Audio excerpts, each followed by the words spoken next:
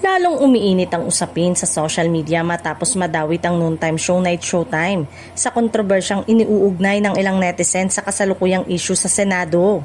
Dahil dito, marami ang nagpahayag ng kani-kanilang opinyon at agad nagtrending ang pangalan ng programa online.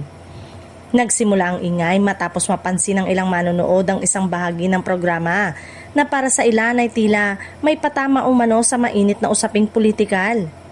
Kumalat agad ang mga video clips sa iba't ibang social media platform, dahilan para mas dumami ang nakisawsaw sa diskusyon.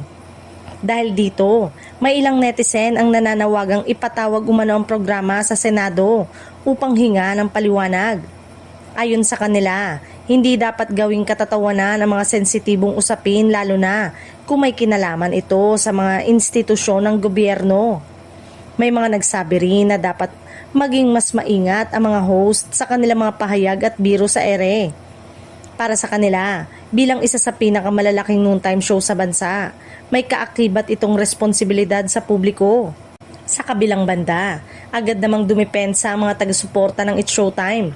Gate nila, kilala ang programa bilang source ng good vibes at katuwaan kaya hindi raw dapat bigyan ng ibang kahulugan ang naturang eksena. Ayon pa sa ilang viewers, tila sinasadya lamang palakihin ang issue upang batikusin ang programa. Para sa kanila, malinaw naman daw na bahagi lamang ito ng comedy segment at walang intensyong mang-insulto o manghamak ng sinuman. May ilan ding nagsabing hindi na bago sa It's Showtime ang pabatikos dahil sa mga birong minsan ay napagkakamalang may malalim na kahulugan. Gayunpaman, nananatili pa rin ang umano itong isa sa pinakapinapanood na noontime show sa bansa.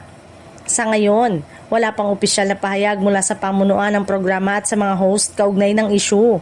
Patuloy namang nakaabang ang publiko kung magsasalita ba sila upang linawin ang kontrobersya o hahayaan na lamang itong humupa sa paglipas ng mga araw.